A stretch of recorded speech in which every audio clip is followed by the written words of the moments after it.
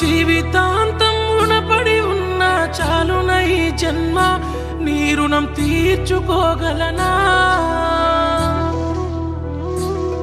నా భవిష్యత్తు కోసం